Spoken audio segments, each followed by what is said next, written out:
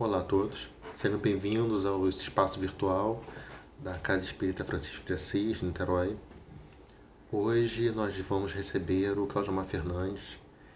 Ele é do Centro Espírita Luz de Manilha e vai expor a palestra, a parábola dos vinhateiros homicidas. Mas antes do Claudionor Fernandes, vamos fazer uma prece para adequar nossos pensamentos, nossos sentimentos, para o que está por vir. Então, vamos elevar nossos pensamentos, elevar a Deus, elevar nossos sentimentos também ao Mestre Jesus, que nos ensinou as leis de amor. Vamos pedir aos espíritos mais elevados que auxiliem o Claudionor na sua exposição. E vamos pedir também aos benfeitores que acompanham a cada um de nós para que nos auxiliem a assimilar o que for apresentado. Abra os nossos corações, nossas mentes para esse novo aprendizado, que com isso possamos crescer, evoluir e transformar também em ação benfeitora para todos que estão ao nosso alcance. Agradecemos a oportunidade, que assim seja. Então agora vamos à palestra do Claudionor Fernandes.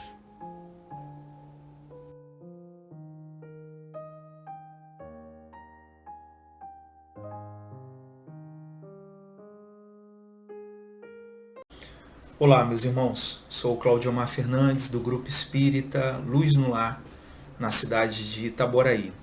Quero agradecer mais uma vez o convite e a oportunidade de estarmos aqui nesse estudo juntos no Grupo Espírita Francisco de Assis. O tema é a parábola dos vinhateiros homicidas. O título é um pouco forte, até pela palavra homicida. E como disse um participante outro dia num estudo desse que estivemos juntos, parece um título de filme de terror. Não, não é. É trabalhado pelos evangelistas Mateus, Marcos e Lucas, e é uma parábola ensinada por Jesus. Também está lá no capítulo Predições do Evangelho, no livro A Gênese, trabalhada por Allan Kardec, exatamente no capítulo 17. E, enfim, hoje nós vamos trabalhar o capítulo constante, o texto constante do evangelista Mateus, capítulo 21, dos versículos 33 a 41. Mas antes de começarmos o nosso estudo, eu gostaria de lançar uma pergunta, com base no capítulo 25 de Mateus, versículos 31 a 46. E também é trabalhado essa temática no livro A Gênese, também no mesmo capítulo, Predições do Evangelho. Eu quero perguntar a vocês o seguinte: qual dos dois animais vocês gostariam de ser? Bodes ou ovelhas? Parece uma pergunta estranha, né? Mas está com base no Evangelho. E essa pergunta, nós só vamos respondê-la lá no final. O que você escolheria? Ser um bode ou ser uma ovelha? Bom, vamos trabalhar a parábola primeiro, né? E antes disso, por que Jesus falava por parábolas? O que é a parábola? É uma narrativa alegórica, né? Que transmite uma mensagem de forma indireta, por meio de comparações ou analogias. É sem dúvida uma forma muito inteligente de falarmos sobre algo, ou até mesmo de explicarmos, porque nós provocamos naquele que nos ouve uma reflexão em torno dessa analogia, né?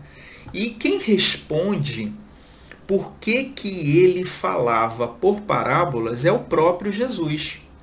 Olha só, aproximando-se, isso está em Mateus capítulo 13, 10 a 15. Então a gente vai trabalhar muito o evangelho hoje, né? E o que é realmente o que nós precisamos. Nós estamos precisando de evangelho. Somos espíritos ainda imperfeitos. A condição do nosso planeta de provas e expiações, ela está nessa categoria pelos espíritos que aqui habitam. Então, como não falar de evangelho? O evangelho traz todos os ensinamentos que precisamos para nos transformarmos, para progredirmos, para evoluirmos, para nos tornarmos pessoas, espíritos melhores. Precisamos nos humanizar cada vez mais para que nós possamos transformar esse planeta num lugar melhor. A nossa casa precisa melhorar. E nosso comportamento é que dita o ambiente, o meio, na verdade. E por que Jesus falava por parábola? Aproximando-se, disseram-lhe os discípulos: por que lhes falas por parábolas? Respondendo-lhes, disse ele: é porque a vós outros foi dado conhecer os mistérios do reino dos céus. Mas a ele isso não lhes foi dado. Mas a eles, né? Isso não lhe foi dado. Não lhes foi dado. A gente vai ler para não errar, né? Porque aquele que já tem, mais se lhe dará, e ele ficará na abundância. Aquele, entretanto, que não tem, mesmo o que tem, se lhe tirará. Falo-lhes por parábolas, porque vendo, não veem, e ouvindo, não escutam e não compreendem. Gente, já lendo isso aqui, a gente já fica confuso, não é verdade? Mas a gente vai desatar. E neles se cumprirá a profecia de Isaías, que diz: ouvireis com os vossos ouvidos e não escutareis. Olhareis com os vossos olhos e não vereis.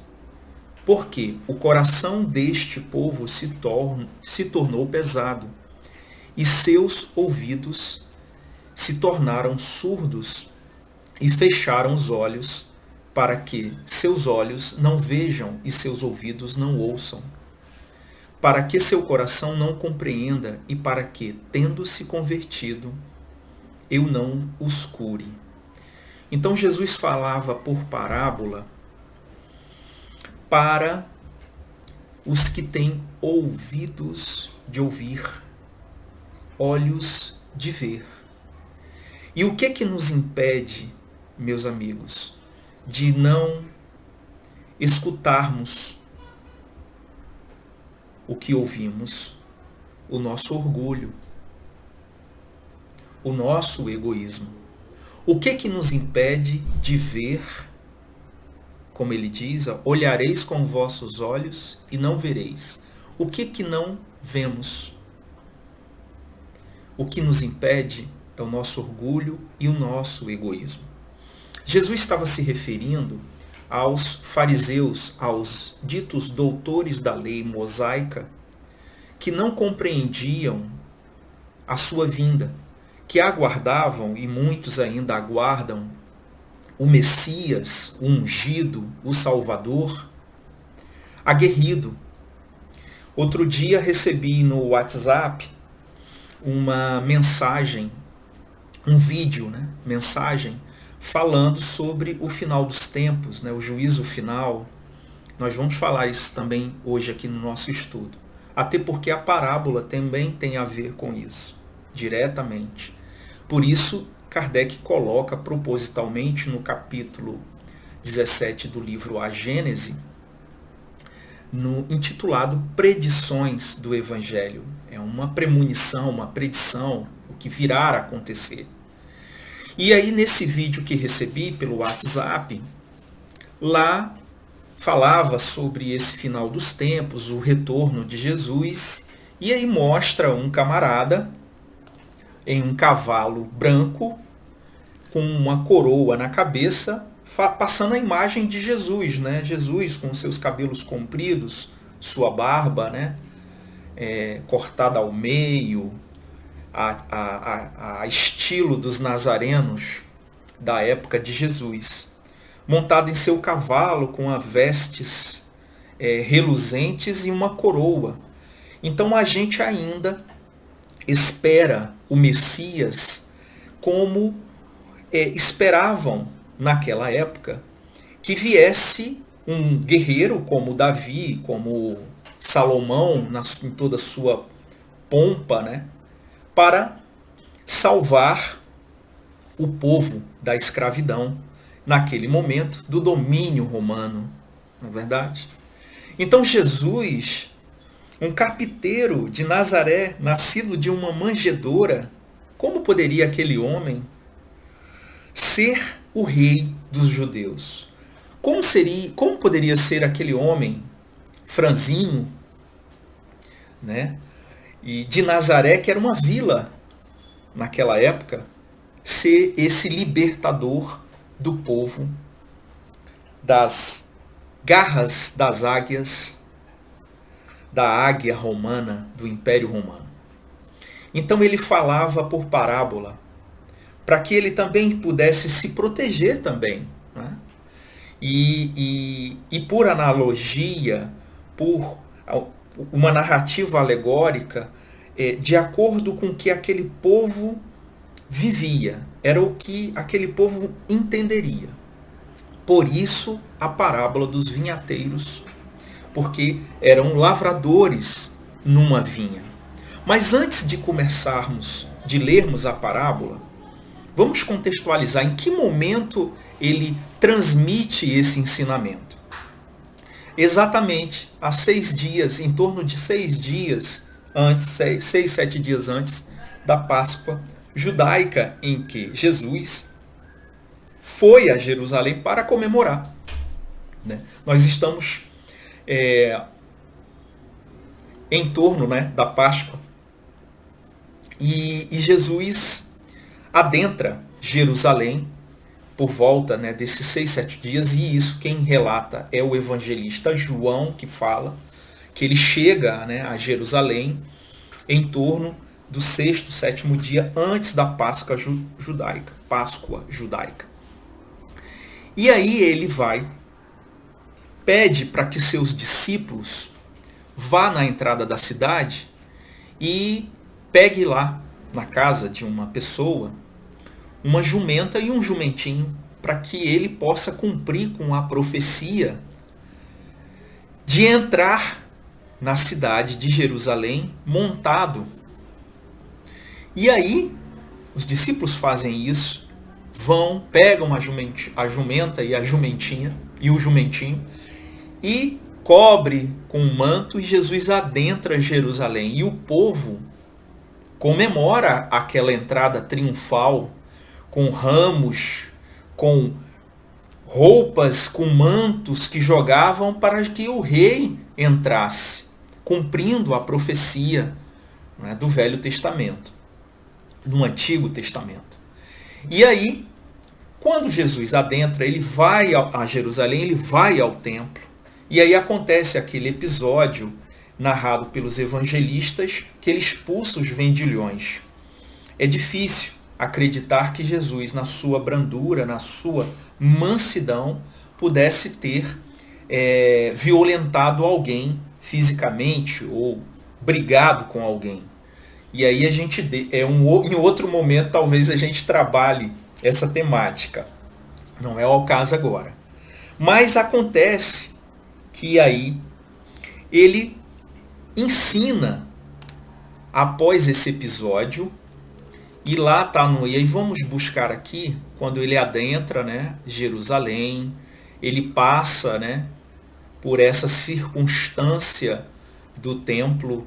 Depois também tem a figueira, isso na sequência, né, o evangelista Mateus narrando, da figueira que ele encontra pelo caminho, ressequida, e aí ele amaldiçoa, também há controvérsias em relação a isso, mas não venhamos ao caso, talvez em outro momento a gente vai trabalhar esses ensinamentos estranhos, né? Então, o Kardec trabalha sobre isso lá no Evangelho segundo o Espiritismo.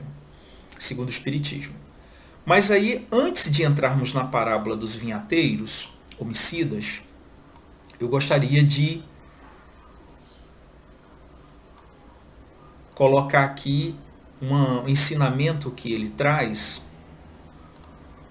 sobre os dois filhos, que aí a gente vai poder também compreender um pouco melhor a parábola dos vinhateiros homicidas.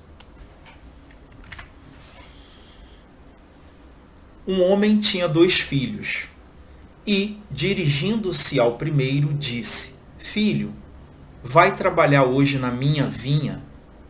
Ele, porém, respondendo, disse: Não quero. Mas depois, arrependendo-se, foi. E, dirigindo-se ao segundo, falou-lhe de igual modo. E respondendo ele, disse: Eu vou, Senhor. E não foi. Qual dos 2 fez a vontade do Pai? Disseram-lhe eles, os fariseus, o primeiro. Disse-lhe Jesus: Em verdade vos digo que os publicanos e as meretrizes entram adiante de vós no reino de Deus. Isso aqui é bastante significativo, essa passagem, porque somos assim, como esses 2 filhos. Muitos de nós vamos responder que vamos trabalhar, mas não trabalhamos. E outros dizem que não vão, mas se arrependem e fazem o trabalho. O que importa é o resultado. Por isso, o filho que obedece é aquele que faz, e não aquele que fala que fará e não faz. Quantos de nós dizemos para sermos pacientes, mansos e brandos, mas não agimos dessa forma? Quantos de nós vamos dizer que é preciso honrar o pai e mãe? Cobramos muitas vezes isso dos outros, mas não o fazemos. Então, é preciso compreender. E isso aqui não é nenhuma parábola, ele é muito claro. E ele diz: o que adianta ser doutor da lei, dizer e não cumpri-la, ensiná-la e não cumpri-la? Em verdade vos digo que os publicanos, os cobradores de impostos, enfim, e as meretrizes, entram adiante de vós no reino dos céus, porque podem não dizer que irão, mas se arrependem e cumprem a lei de Deus. É por isso que às vezes a gente fala, né? Há muito ateu que é mais temente a Deus do que muitos religiosos. Porque o que é mais importante? É agirmos no bem, é fazermos o bem. E muitos que se dizem ateu, que não acreditam em Deus, trabalham pelo bem do outro. E aí ele continua, né? Porque João veio a vós no caminho da justiça, e não credes, mas os publicanos e as meretrizes o creram. Vós, porém, vendo isto, nem depois vos arrependestes para o crer. E aí ele faz um fecho nessa passagem. Mas ele continua ensinando. Ouvi ainda outra parábola. E é aqui que entra a nossa parábola dos vinhateiros homicidas. Mas eu vou ler diretamente do livro A Gênese, tá certo? Para que a gente possa ficar fiel à escrita aqui, o que Kardec publica. Havia um pai de família que, tendo plantado uma vinha, aquela plantação, né, de uvas maravilhosas para a produção de vinho e sucos, a cercou com uma sebe. O que é sebe? Uma cerca viva. Por acaso, lá no local onde eu trabalho, é um parque fabril que é cercado por uma sebe, por uma cerca viva, né? Uma plantação maravilhosa, diga-se passagem. E, cavando a terra, construiu uma torre. Arrendou-a depois a uns vinhateiros, ou lavradores, como queira, em algumas traduções bíblicas, e partiu para um país distante. Ora, estando próximo o tempo dos frutos, enviou ele seus servos aos vinhateiros para recolher o fruto da sua vinha. Afinal de contas, ele havia feito ali uma espécie de comodato, né? Ele arrendou e o pagamento ele receberia com a colheita das uvas, né?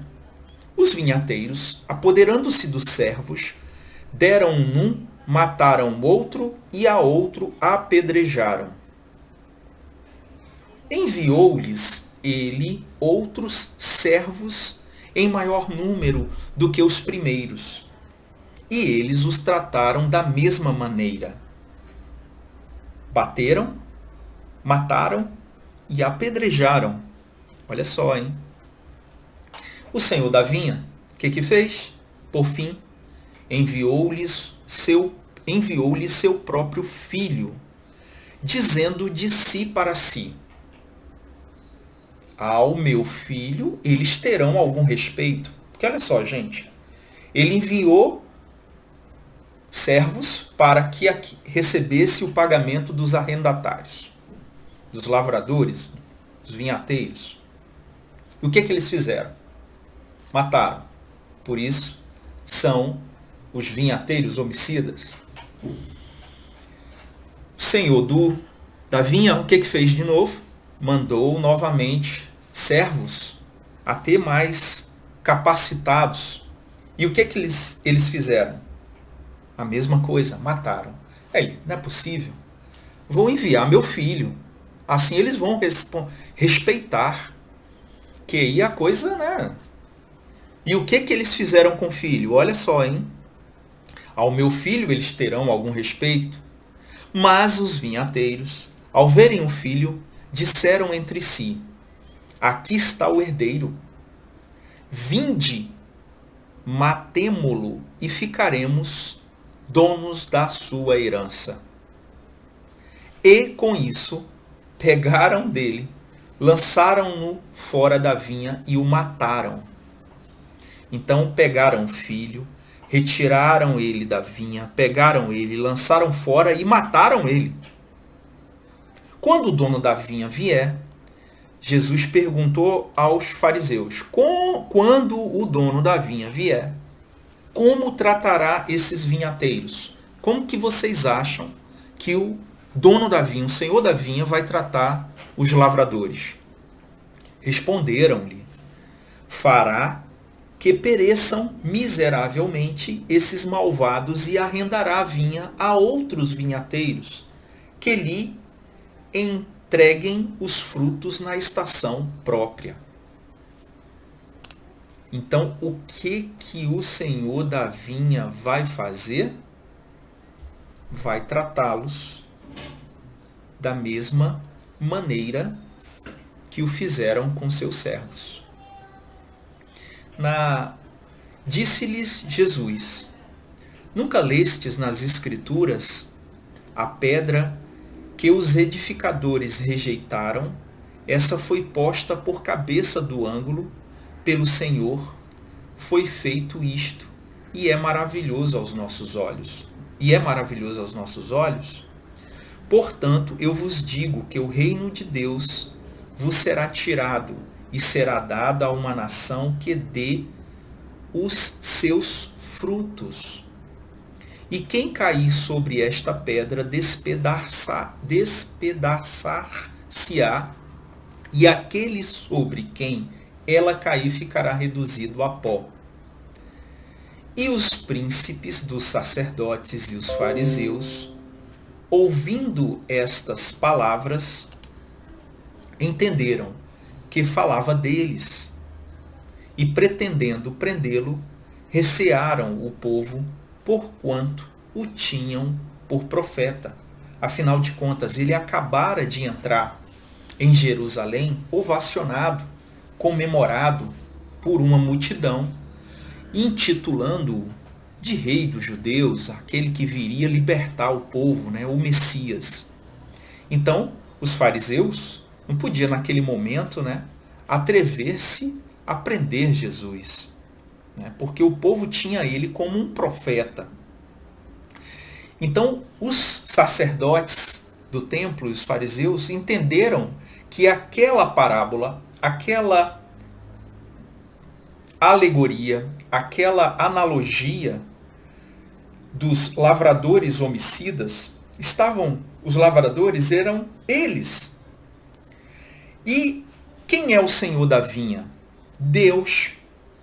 Os arrendatários, os doutores da lei, aqueles que precisam, que detêm o conhecimento, né? Porque a vinha é a lei. Os lavradores precisavam cuidar da vinha. Kardec vai esclarecer isso no livro A Gênese, né? Quem é o que significa cada alegoria dessa? O pai de família é Deus, a vinha que ele plantou é a lei estabelecida, a lei de causa e efeito, a lei de amor, a lei de sociedade, a lei da sociedade, né? As leis que regem o universo.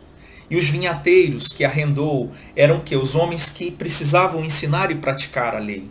E os servos, os que foram mortos pelos arrendatários, os profetas, os médios, os emissários, os missionários. Como os muitos depois vieram, né? E muitos estiveram e ainda são símbolos de representação de muitas religiões. Para fazermos referências mais recentes, missionários como Mahatma Gandhi, como Irmã Dulce, Madre Teresa de Calcutá, Francisco Cândido Xavier, né? E muitos outros missionários também no campo da ciência, no campo da tecnologia, né? E o que nós estamos fazendo com esses espíritos que vêm, né? Francisco de Assis, ou uma homenagem, né? Como o grupo espírita fez a esse grande espírito missionário que veio transformar o seu tempo e até hoje ainda presente os seus ensinamentos para todos nós, né? De humildade, de abnegação, resiliência, resignação, enfim, só coisas boas. Esse grande espírito Francisco. E o que nós fizemos com eles? Criticamos, apedrejamos, né? Chamamos muitos de mentirosos. E como é que a gente tratou o filho?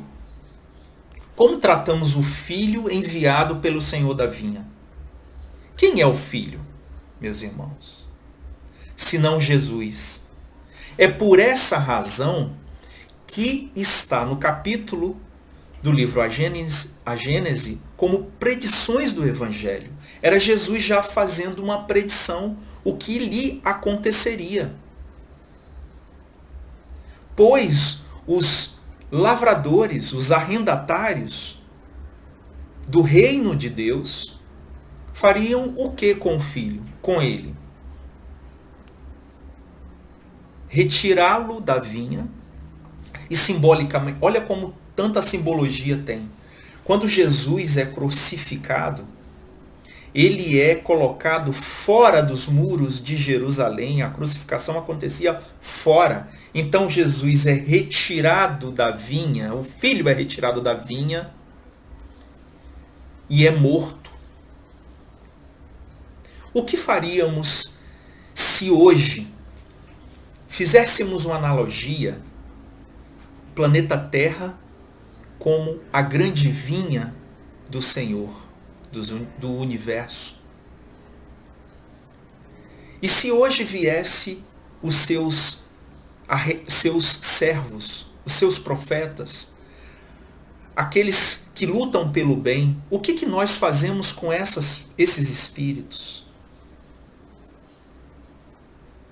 Muitos criticam, porque têm olhos de ver, mas não enxergam, porque estamos embotados pelo nosso orgulho e pelo nosso egoísmo.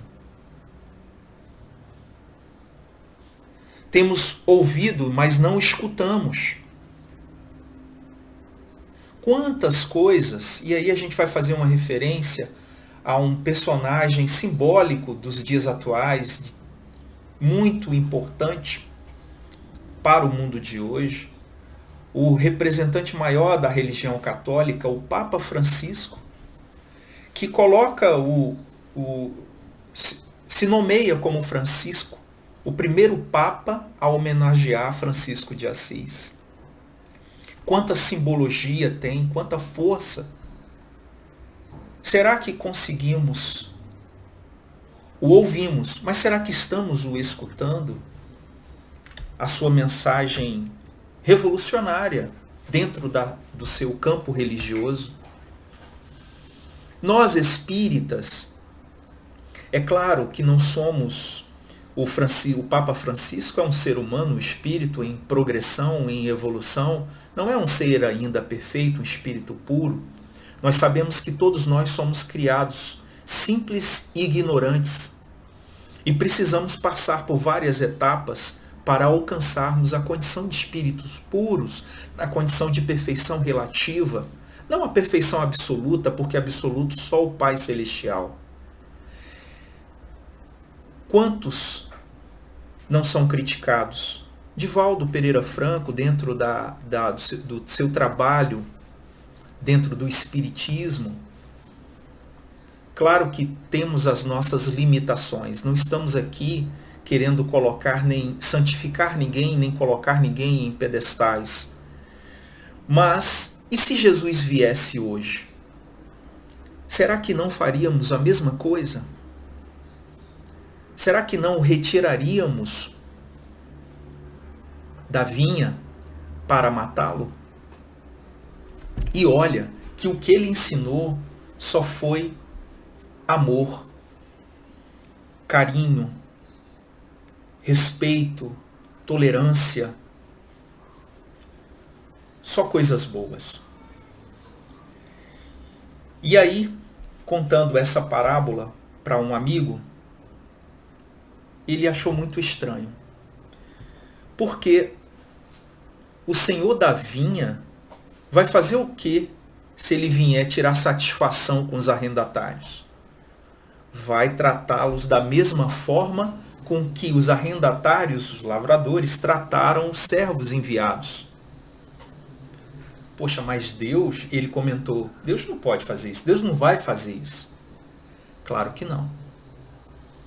Deus jamais, como Jesus disse, e descreveu Deus como um pai de amor, ele jamais vai tratar os seus filhos dessa maneira. Mas algo irá acontecer.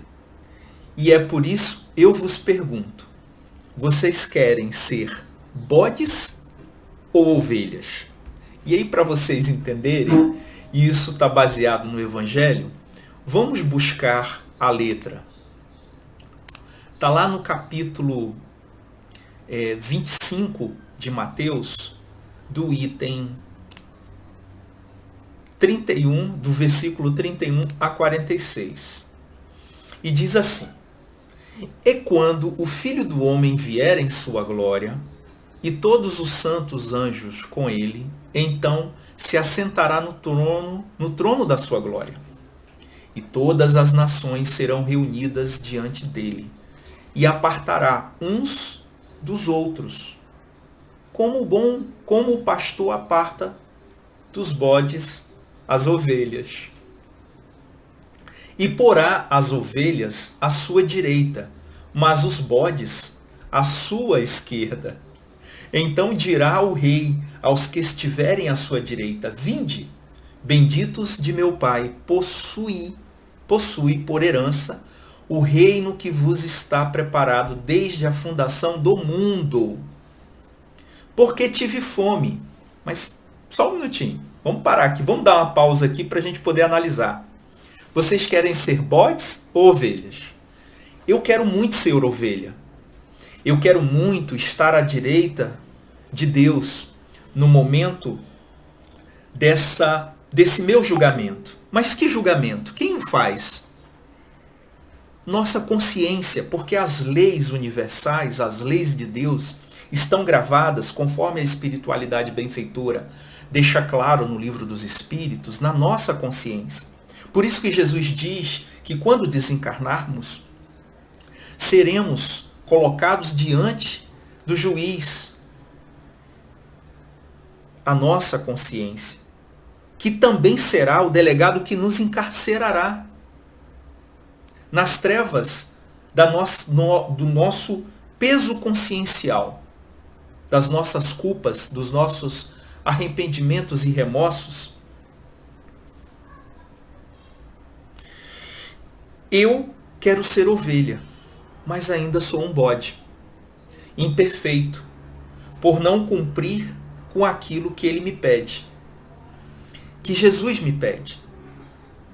Ele diz, ele continua, porque tive fome e destes-me de comer, tive sede e destes-me de beber, era estrangeiro e hospedaste-me, estava nu e vestistes-me, adoeci e visitastes-me, estive na prisão e foste-me ver.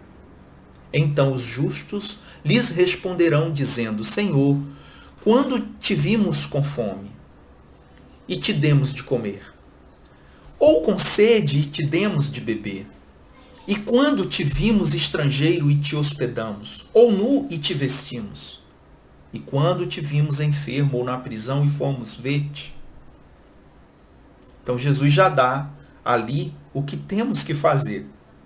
E respondendo o rei lhes dirá, em verdade vos digo que quando o fizestes a um destes meus pequeninos irmãos, a mim o fizestes.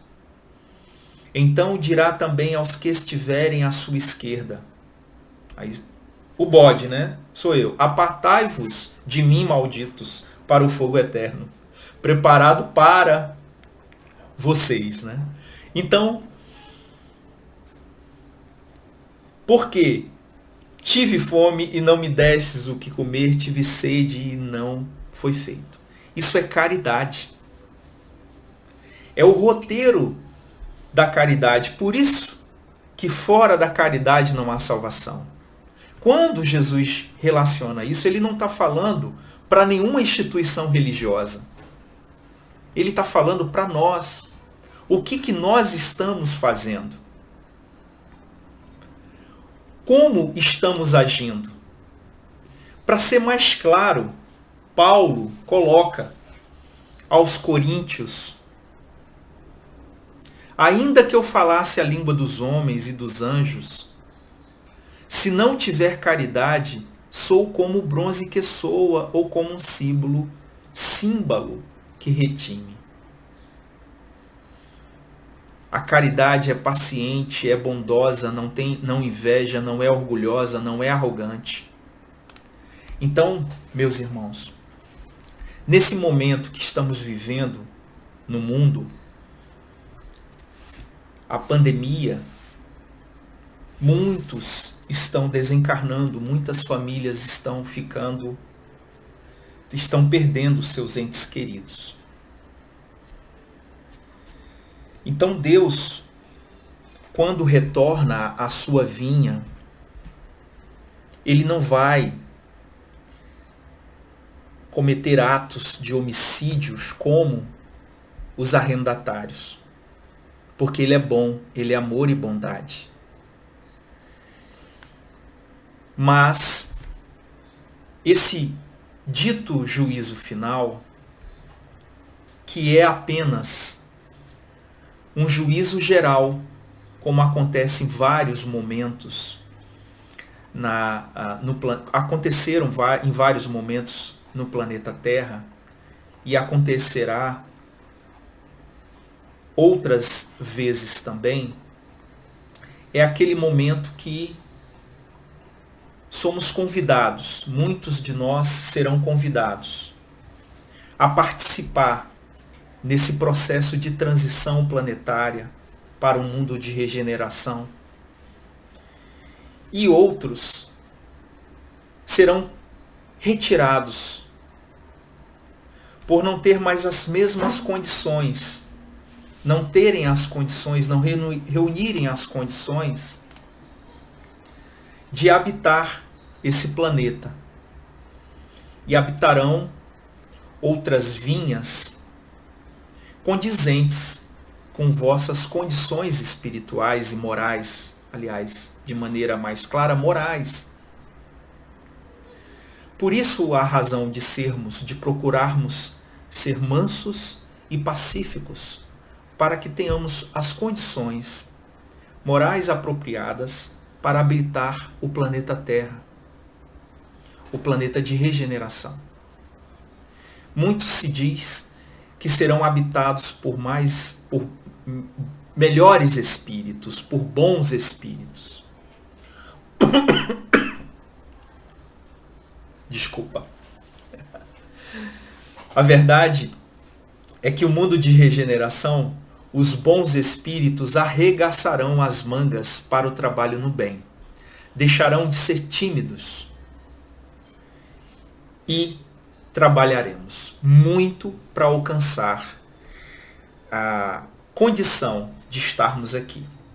Então, o juízo final, em que Deus vem e toma a vinha e mata os lavradores, isso não vai acontecer. Mas acontece sim. Emigrações e imigrações de espíritos entre vinhas, entre planetas. Porque assim é preciso que seja feito para que a gente tenha a oportunidade de trabalhar e arregaçar as mangas. Para a gente poder finalizar, nós vamos finalizar com um poema escrito por uma pessoa que eu conheço muito por ouvir falar sobre ela. É um poema, sem sombra de dúvida, que traz a característica desses bons espíritos que habitam hoje o planeta Terra e que farão diferenças nas próximas gerações. Ela tem 14 anos de idade, 14 ou 15, se eu não me engano, Sofia Brotman, com um poema que nós vamos recitar, O Broto, na música e no violino do nosso irmão Arthur Fernandes, que tem também a mesma idade. Como não crer na renovação do planeta Terra? Fiquem com essas pérolas. Que Deus abençoe a todos nós. O broto. Florescer leva tempo. Um broto não dá fruto, e flor não nasce em cimento. E o tempo passa, as outras flores desabrocham, mas o broto não dá o ar da graça. A primavera tão aguardada finalmente chega, uma pétala depois da outra e depois da outra. E a flor, no sol, rapidamente se aconchega. Ela se lembra de tudo que passou, de sua pequena semente sufocando na terra. Lembra-se de seus primeiros ramos e logo pensou: então é assim que eu sou.